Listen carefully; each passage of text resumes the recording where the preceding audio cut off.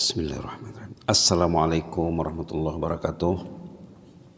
Bismillahirrahmanirrahim. Alhamdulillahirabbil alamin wassalatu wassalamu ala asyrafil mursalin sayyidina wa habibina wa syafi'ina maulana Muhammad wa ala alihi wa sahbihi wa sallim tasliman katsiran bi rahmatika arhamar rahimin ya arhamar rahimin ya arhamar rahimin. Subhanaka la ilma lana illa ma 'allamtana innaka antal alimul hakim. Subhanaka la ilma lana illa ma 'allamtana innaka antal alimul hakim. Subhanaka la ilma lana illa ma 'allamtana innaka antal alimul hakim. Rabbi shrah li sadri wa yassir li amri wahlul 'uqdatam min lisani yafqahu qawli. Allahumma shrah sudurana wa nawwir qulubana wa yassir umurana waghfir dhunubana ya hayyu qayyum bi rahmatika nastaghis. Aslih lana sya'nana kullahu wa la takilna ila anfusina tarfata 'ain waghfir lana wa li abaina wa li ummahatina wa li ahli baitina wa lil muslimin wal muslimat bi rahmatika arhamar rahimin wa lil muallimin wal muta'allimin ya arhamar rahimin. Subhana rabbika rabbil izzati amma yasifun wa salamun alal mursalin walhamdulillahi rabbil alamin. Alhamdulillahi rabbil alamin. Kita bersyukur kepada Allah dapat melanjutkan perjumpaan mingguan ya. Minggu lepas tidak takabir ada program di Kubu SB. Tajuk yang mau dibincang malam ini kiat menuju salat khusyuk. Ini mengambil sukut, mengambil berkat tema menyambut Isra Mi'raj ya di negara Brunei Darussalam. Sembahyang teras kecemerlangan. Jadi macam mana supaya salat tadi jadi teras? Salat akan jadi teras asas kalau salat itu khusyuk. Kalau salat tidak khusyuk, mana boleh jadi teras ya? Kalau salatnya tidak khusyuk, berarti salatnya lemah. Kalau salatnya khusyuk, berarti salatnya kuat. Boleh menjadi teras dan asas. Di sini satu perenggan saja ya yang sudah diolah menjadi nombor. Semuanya 14 kaidah. Yang dalam perenggan itu ada dalam nombor ini sudah. Pertama, melakukan persiapan sebelum salat. Nak khusyuk salat, jangan bergegas, jangan emergency. Mungkin 10 menit, 15 menit, setengah jam sebelum salat kita kena siap. Jangan terlambat. Jangan dah kamat baru kan join. Tidak sempat contohnya sembahyang qabliyah, tidak sempat sembahyang tahiyatul masjid. Orang yang terlambat pada umumnya susah nak khusyuk salat. Maka perlu persiapan sebelum salat. Nomor 2, jangan terus sholat tanpa persiapan awal. Sama dengan pertama ya. Yang ketiga, kalau boleh sembahyang berjamaah kalau mau khusyuk. Karena kalau kita sembahyang berjamaah di rumah Allah, di masjid, di surau, di balai ibadat, tempat turunnya rahmat Allah.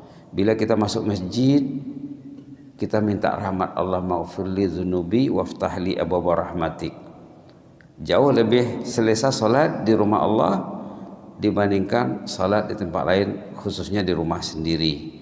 Maka sangat diutamakan kalau salat berjamaah ya. Terutama di waktu-waktu yang utama itu ya. Salat subuh, salat isya contohnya. Karena dibuat penekanan dalam hadis tentang salat subuh dan isya itu.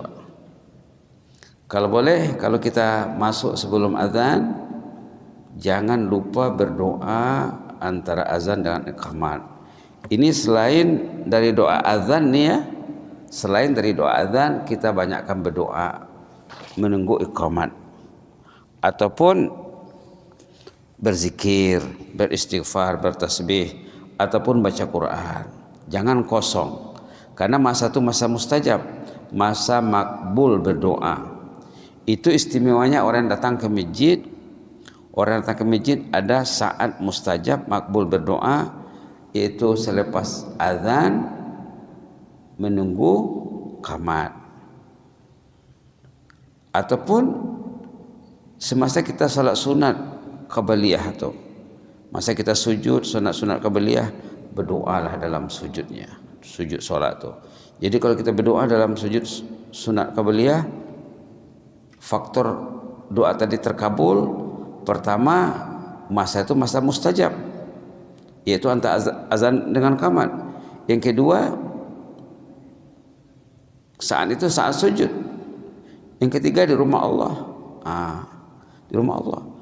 Jadi waktu kita salat sunat qabliyah, banyak kala berdoa di sujud. Dulu sudah kita buat cadangan doa-doanya dulu ya. Subhanakallahumma rabbana bihamdika Allahumma ighfirli. Subhanakallahumma rabbana bihamdika Allahumma ighfirli. Yang terdapat dalam hadis sahih ya, doa sujud dan ruku yang dibuat penekanan oleh Rasulullah SAW. Subhanakallahumma rabbana bihamdika Allahumma ighfirli. Subhanakallahumma rabbana bihamdika Allahumma ighfirli. Subhanakallahumma rabbana bihamdika Allahumma ighfirli. Sangat cantik sekali ya. Yang kelima, kalau masih ada masa sebelum sholat, kalau boleh peganglah Quran, bacalah Quran. Kalau handphone sudah sebelum masuk masjid sudah tutup tuh ya, jangan lagi buka handphone di masjid. Rugi. Bukalah Quran. Kalau tak buka Quran, bacalah ayat Quran yang hafal. Baca Qul Huwallahu Ahad, baca Al-Fatihah, baca ayat kursi, baca ayat-ayat apa saja. Fatihah pun baca berulang kali, bagus sekali ya. Ataupun ayat kursi, ataupun suratul Ikhlas. Yang jelasnya ini masa mustajab, jangan biar terlepas. Bacalah ikut keupayaan sendiri. Ini terutama salat subuh nih ya, ada penekanan dalam salat subuh katanya dalam hadis sahih Bukhari, siapa baca Quran di pagi hari di rumah Allah sama ada sebelum salat ataupun menunggu qamat ataupun lepas salat, itu nilai tersendiri. Satu ayat yang dibaca nilainya 1 ekor unta besar gemuk. Subhanallah. Kalau macam di masjid Pulai ya, ada jemaah pernah cerita dulu, di sana mereka tunggu dekat setengah jam, lebih 20 menit baru qamat. Ada jemaah cerita dia boleh baca surah Kahfi sebelum qamat. Dia boleh baca Yasin, boleh Waqiah, 3 surah boleh dia baca. Dia baca surah Kahfi, Al-Kahfi, surah Yasin, surah Al-Waqiah. Rugi kalau masa antara azan dan qamat itu dipendekkan. Rugi kalau tempo itu dipendekkan karena masa mustajab. Patutnya dipanjangkan biar kita ada peluang untuk berdoa, berzikir, baca Quran. Kalau di komuniti yang maju ya, masjid-masjid yang makmur, memang tidak kurang dari 20 menit mereka tunggu. Kalau kurang 20 menit jemaahnya gelisah. Dulu Abah pernah cerita, Abah pernah tinggal di komuniti yang mereka bila tunggu azan, tunggu qamat lepas azan, mereka tunggu setengah jam, semua pegang Quran. Abah pernah juga pergi ke masjid di negara jiran ya. Bila mereka pergi masjid, tidak ada yang bawa handphone ke masjid. Ada, Abah pernah mengalami di masjid di negara jiran yang makmur masjidnya, laki-laki datang ke masjid, wanita muslimat datang ke masjid, belia datang, anak-anak datang. Mereka pergi masjid, tengok-tengok tidak ada yang bawa handphone. Mereka membawa hati Al-Quran. Sampai di masjid mereka baca Quran, mereka berzikir. Rugi ya kalau ke masjid membawa hati handphone, rugi. Bila kita lagi nak fokus beribadat kepada Allah, menuju salat khusyuk, kalau tidak di rumah Allah. Nomor 5 ini penting ya. Sebaiknya sebelum salat bacalah Quran ikut keupayaan. Subhanallah. Kalau kita boleh baca suratul Ikhlas, Qul Huwallahu Ahad, Allahus Samad, lam yalid wa lam yulad wa lam yakul lahu kufuwan ahad. Ada kawan coba ya. Dalam seminit dia dapat 20. Nanti boleh coba tengok jam, 1 minit berapa dapatnya qul huwallahu ahad. Ada jemaah yang coba 1 minit dapat 20. Qul huwallahu ahad Allahus samad lam yalid wa lam yulad wa lam yakul lahu kufuwan ahad. Qul huwallahu ahad Allahus samad lam yalid wa lam yulad wa lam yakul lahu kufuwan ahad. Qul huwallahu ahad Allahus samad lam yalid wa lam yulad wa lam yakul lahu kufuwan ahad. Kalau 1 menit dapat 20, kalau 5 menit sudah 100. Kalau tunggu 10 menit kamarnya 10 sudah 200. Kalau tidak dimanfaatkan hilang ya, hilang. Dalam hadis dikatakan, hadis sahih, siapa membaca suratul Ikhlas 10 kali dapat 1 rumah, 1 istana di surga. Kan rugi 10 kali suratul Ikhlas dapat 1 istana di surga. Coba kita praktekkan ya, 10 kali baca sama-sama. A'udzubillahi minasyaitonirrajim. Bismillahirrahmanirrahim. Qul huwallahu ahadun Allahus samad lam yalid wa lam yulad wa lam yakul lahu kufuwan ahad. Qul huwallahu ahadun Allahus samad lam yalid wa lam yulad wa lam yakul lahu kufuwan ahad. Qul huwallahu ahadun Allahus samad lam yalid wa lam yulad wa lam yakul lahu kufuwan ahad. Qul huwallahu ahadun Allahus samad lam yalid wa lam yulad wa lam yakul lahu kufuwan ahad. Qul huwallahu ahadun Allahus samad lam yalid wa lam yulad wa lam yakul lahu kufuwan ahad. Qul huwallahu ahadun Allahus samad lam yalid wa lam yulad wa lam yakul lahu kufuwan ahad. Qul huwallahu ahadun Allahus samad lam yalid wa lam yulad wa lam yakul lahu kufuwan ahad. Qul huwallahu ahadun Allahus samad lam yalid wa lam yulad wa lam yakul lahu kufuwan ahad. Qul huwallahu ahadun Allahus samad lam yalid wa lam yulad wa lam yakul lahu kufuwan ahad. Qul huwallahu ahadun Allahus samad lam yalid wa lam yulad wa lam yakul lahu kufuwan ahad. Kira-kira setengah menit 30 second. Subhanallah. Jadi kalau 1 menit berarti dapat 20 ya, senang sekali. Ini karena kita didik terutama menjelang Ramadan. Nanti di bulan Ramadan kalau dia tak baca Quran, dia bacalah qul huwallahu ahad. Targetnya berapa? Mau 100 sebelum sholat, 100 sesudah sholat, 200 1 kali sholat. Jadi kalau 5 kali sholat 1000 suratul Ikhlas. Subhanallah, subhanallah. 1000 berarti 100 istana di surga. Kenapa Rasulullah sebut macam itu? Supaya kita terangsang, termotivasi mengamalkannya. Di zaman Rasulullah SAW pernah baginda masuk masjid, terjumpa seorang jemaah baca qul huwallahu ahad. Qul huwallahu ahad dibacanya. Lalu apa kata baginda? Wajabat. Wajabat itu apa? Pasti. Confirm. Ditanya oleh sahabat, pasti apa? Pasti surga jadi miliknya. Rasulullah menjamin dalam hadisnya, orang yang rajin baca suratul Ikhlas confirm dapat surga. Kenapa dia rajin? Karena ada Allah di hatinya. Kenapa malas baca? Allah belum ada di hati lagi, ataupun space Allah itu sempit di hatinya, maka berat namanya nyebut qul huwallahu ahad. Ada lagi cerita imam. Ini cerita imam di zaman Nabi Muhammad. Imam Masjid Quba. Imam Masjid Quba di zaman Rasulullah SAW, bila dia salat, setiap rakaat tidak tinggal qul huwallahu ahad. Di imam. Tadi imam kita baca apa? Baca surah Al-Fil dengan surah Quraisy. Baca Al-Fil tadi, alam tara kaifa fa'ala rabbuka bi ashabil fil. Rakaat kedua baca li'ila fi Quraisy. Kalau ikut kaedah Imam Masjid Quba itu, dia baca suratul Ikhlas dulu, kemudian baca alam tara kaifa fa'ala rabbuka bi ashabil fil. Rakaat pertama. Rakaat kedua dibaca suratul Ikhlas dulu, kemudian dibacanya li'ila fi Quraisyin. Setiap kali salat maghrib, isya, subuh, Rasulullah pun tak buat. Lalu jemaah merungut. Cakap sama imam, berunding sama imam. Imam, Lain usulnya mazhab kita imam katanya. Kenapa kan? Kenapa baca doa surah 1 rakaat? Bacalah 1 saja. Apa kata imam nih? Itu cara saya. Kalau kamu tidak setuju saya jadi imam, saya jadi makmum, kamu jadi imam, saya tidak masalah. Lalu kata imam, kata makmum, kami tidak mau orang lain jadi imam, kita juga jadi imam.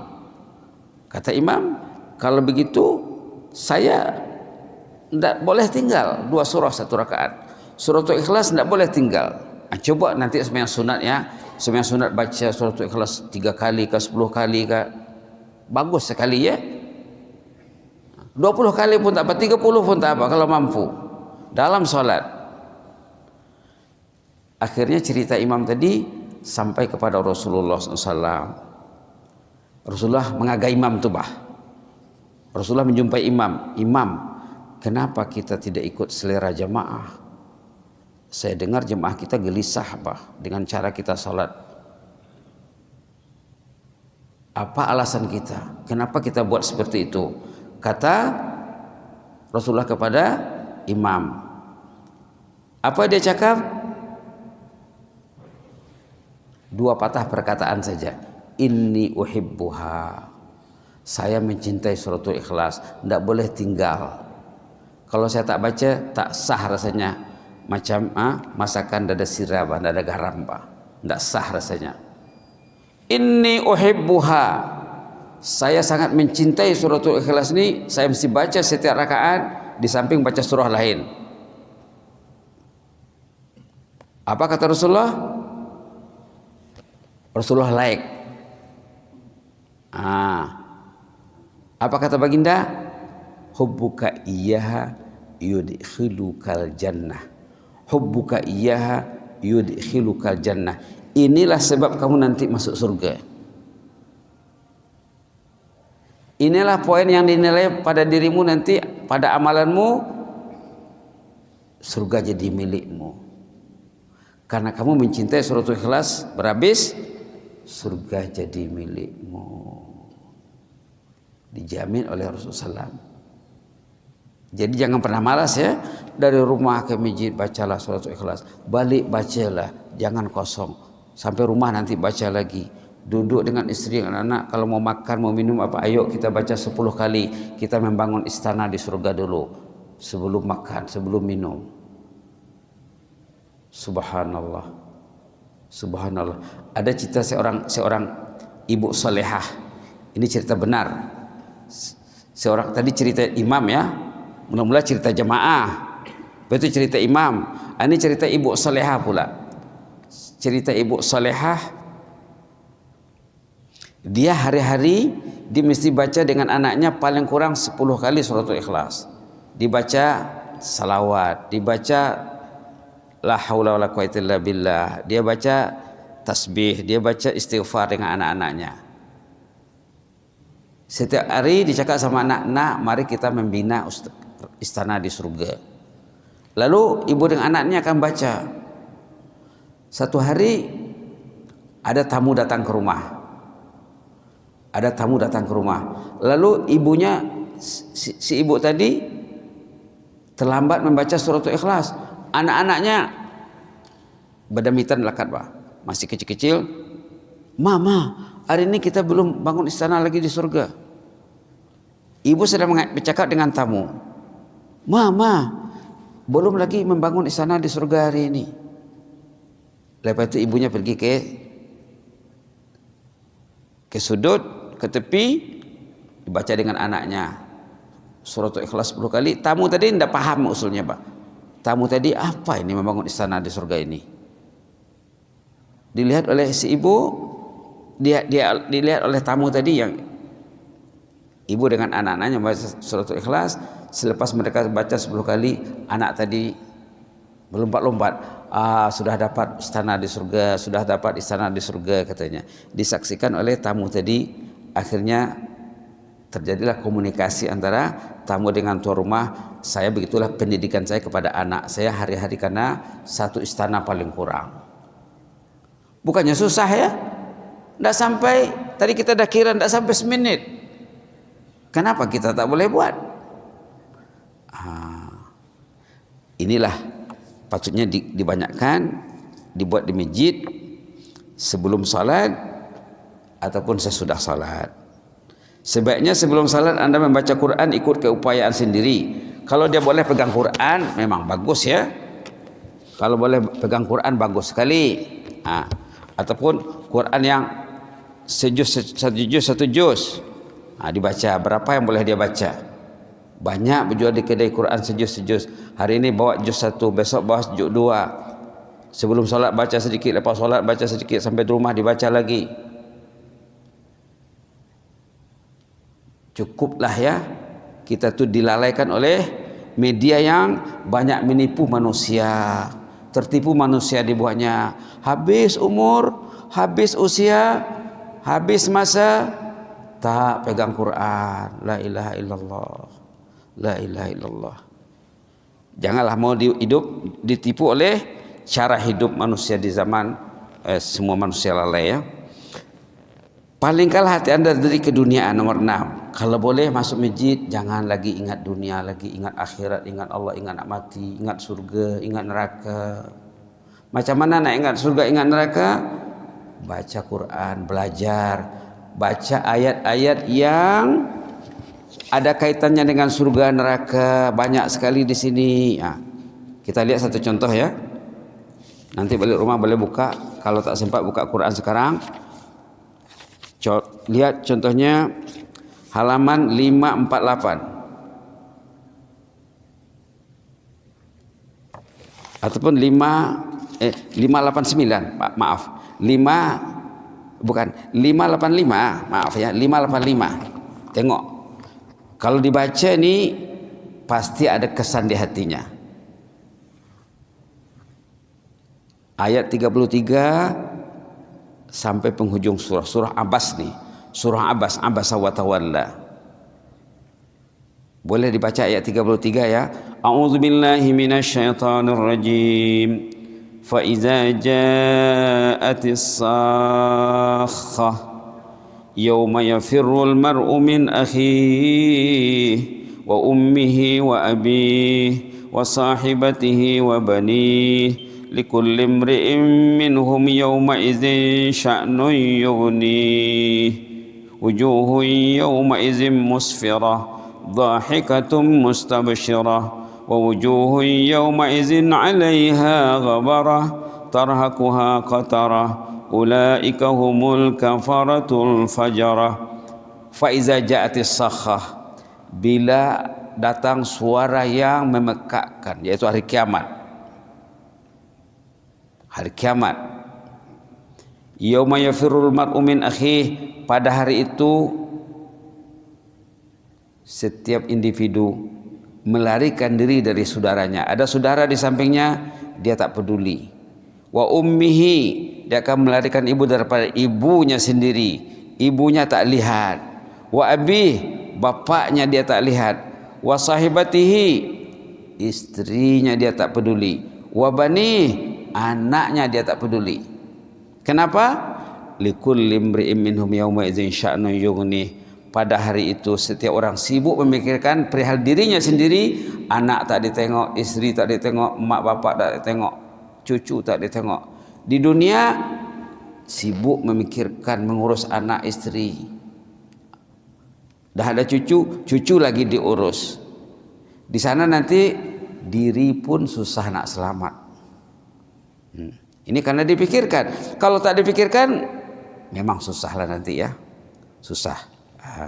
Jadi bila masuk masjid, jangan ingat lagi keduniaan. Itu maka community yang hamba cakap tadi, bila mereka pergi masjid, mana bawa handphone, bawa hati Al-Quran, bawa hati jannah, hati surga, bawa hati akhirat. Karena sepatutnya di masjid inilah kita mendidik hati kita, jiwa kita untuk cinta akhirat. Itu maka dikatakan poin nomor 6, palingkanlah hati Anda dari keduniaan. Tapi kalau genggamannya masih ada, macam mana dia nak lupa dunia? Susah tuh ya, susah tuh. Sama juga dengan poin nomor 7, singkirkan dari hatimu rintangan keduniaan. Jangan bawa media perintah. Jangan bawa media perintah. Ini bukan main-main. Rumah Allah ini bukan main-main. Orang yang masuk rumah Allah akan didoakan malaikat kalau mereka tuh membawa hati yang mencintai Allah.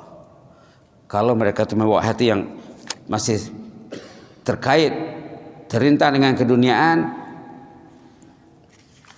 musuh Allah yang laik dia nanti. Dinilai oleh musuh Allah, iblis laknatullah. Nas'alullah al-afiyah.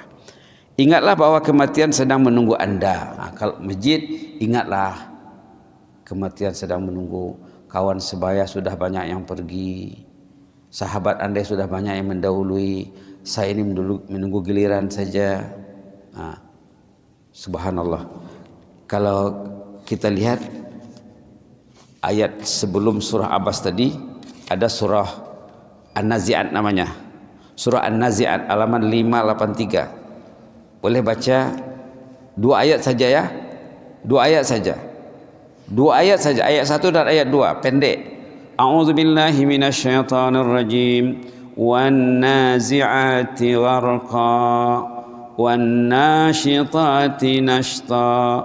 Itu saja. Apa maknanya? Demi malaikat yang mencabut ruh orang yang jahat dengan kejam dan bengis.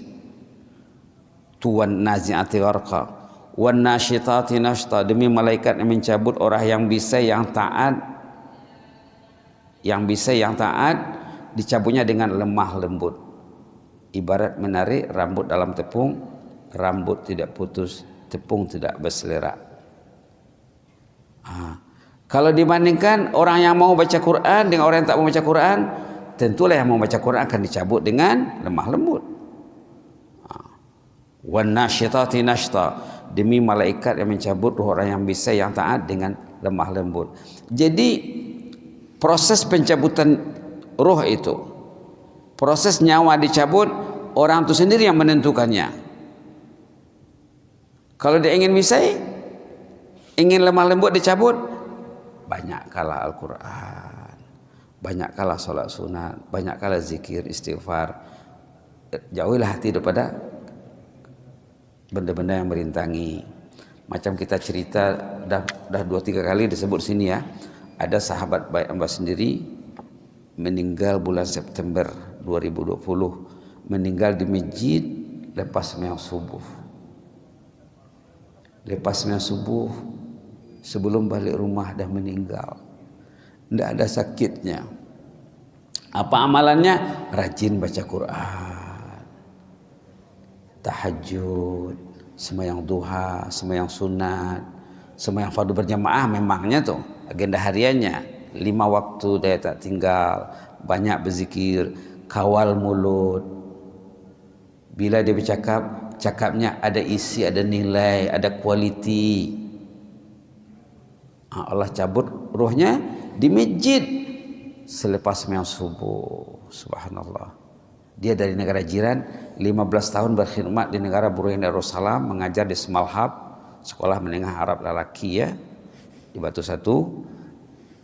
Subhanallah. Bila balik, habis kontrak balik rumah, senang meninggalnya. Lepas subuh, pergi ke masjid, naik kendaraan sendiri, drive sendiri, bawa.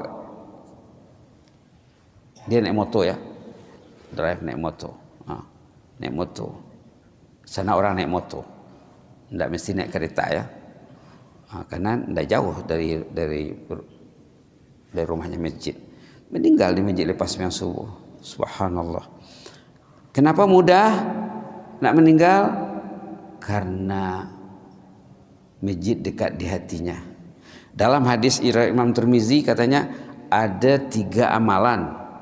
Ada 3 amalan kalau orang itu mengamalkannya dengan tekun, Allah akan urus hidup matinya. Dulu pernah disorot di sini. Dulu sudah pernah dibincang benda ini. Ada 3 pendekatan, 3 amalan. Kalau diamalkan dengan tekun, Allah akan mengurus hidup mati orang tuh. Kita nak mengurus hidup saja susah ya, apalagi nak mengurus mati. Jangan dianggap mati itu senang. Jangan dianggap kalau orang tuh tak takut nak mati, takutilah orang tuh. Kalau orang tak takut mati, takutilah dia. Bahaya itu orang. Subhanallah. Ada 3 amalan katanya bila kita amalkan, mati orang itu akan diurus Allah dengan baik. Hidupnya juga. Pertama, dalam hadis riwayat Imam Tirmizi itu ya, berwudu dengan sempurna. Isbaghul wudu alal makarih. Berwudu dengan sempurna. Apalagi waktu kita malas berwudu, badan tak sedap, demam dan lain-lain sebagainya. Yang kedua, ringan langkah ke rumah Allah. Kasratul khutha ilal masajid. Kalau boleh jangan tinggal 5 waktu sholat berjamaah kalau boleh. Yang ketiga, macam sekarang lah, lepas maghrib i'tikaf tunggu sampai isya, ataupun kalau dia datang sampai asar tunggu sampai maghrib, ataupun datang zuhur sampai asar. Artinya satu kali pergi ke masjid dia targetnya 2 kali sholat, sama ada maghrib dengan isya, ataupun asar dengan maghrib, ataupun zuhur dengan asar. Contohnya zuhur dengan asar, asar dengan maghrib, ataupun maghrib dengan isya. Ini 3 amalan. Kalau orang itu mengamalkan dengan konsisten, dalam hadis itu hidupnya akan diurus Allah, matinya akan diurus Allah. Inilah amalan sahabat tadi, sahabat yang meninggal di masjid, itulah termasuk amalannya. Kemudian dalam hadis yang sama juga dikatakan, siapa yang tekun mengamalkan amalan yang 3 tadi, orang itu akan bersih dari dosanya seperti anak baru lahir. Bila sudah bersih dari dosa, mati akan mudah. Kenapa susah nak mati? Allah kasihan sama orang tuh, dihabiskannya dosanya dulu sebelum dia mati. Orang yang susah nak mati itu, kata ulama, Allah ingin dia menghadap Allah nanti tidak ada dosanya lagi, lalu diuji Allah dulu dengan penyakit. Itu kata ulama ya. Supaya katanya dia menghadap Allah tidak ada masalah lagi nanti, dan dibersihkan dari ujian, dari dosa. Subhanallah. Baiklah. Jadi perlu kita menyingkirkan rintangan keduniaan nomor 7 ya. Nomor 8 tadi, ingatlah kematian sedang menunggu. Setiap kali datang ke masjid, ingatlah kematian sedang menunggu. Ingatlah kematian sedang menunggu. Ya Allah, ya Allah, jadikanlah saya ini orang mencintai rumahmu sampai ke penghujung usia. Begitu doa bagusnya ya. Bila kita masuk masjid, ya Allah, saya selesa duduk di masjid ini, ya Allah, ini adalah rahmat limpah kurniamu ya Allah. Saya ingin di hari yang saya meninggal, saya masih melangkah ke rumahmu ya Allah. Janganlah saya disimpan di Ripas ataupun di JPMC ya Allah. Cakap macam tu. Cakap macam tu. Ya Allah, di hari saya meninggal, saya masih melangkah lagi ke rumahmu ya Allah. Saya sangat selesa duduk di rumahmu. Sama dia meninggal di masjid atau meninggal di rumah, yang penting hari dia meninggal tuh dia masih melangkah ke masjid. Artinya dia sehat. Artinya dia sehat. Subhanallah. Ingatlah bahwa kematian sedang menunggu Anda. Bila kita berada di masjid, nak salat khusyuk itu ingatlah, ya Allah, sekarang saya masih mampu datang ke rumahmu ya Allah. Mungkin datang suatu hari nanti saya tidak mampu lagi datang ke rumahmu ya Allah, tapi saya ingin ya Allah, kalau boleh di hari saya meninggal, di hari roh saya dicabut, saya masih mendatangi rumahmu ya Allah. Macam cerita sahabat Nabi itu ya, zaman dulu dia dah sakit tenat, tapi dia masih dengar azan. Masih dengar azan, disuruh anaknya membawanya ke rumah Allah, ke masjid. Sembahyang maghrib belum habis 3 rakaat sudah meninggal dalam solat. Meninggal dalam solat. Tadi meninggal lepas solat ya. Jadi doa itu karena unik. Malaikat heran mendengar doanya. Ya Allah, saya selesa duduk di rumahmu ya Allah. Saya sangat selesa duduk di rumahmu, ini adalah limpah kurniamu ya Allah. Syukurlah ya Allah, syukur kepadamu ya Allah. Saya ingin di hari saya meninggal, saya masih melangkah ke rumahmu. Kalau boleh, ya Allah, di hari saya meninggal, saya masih pegang Quran ya Allah. Lagi bagus. Lagi bagus. Subhanallah. Subhanallah. Dulu dah pernah cerita ya, jemaah yang meninggal, di hari dia meninggal, salat subuhnya masih ringan langkahnya datang ke rumah Allah.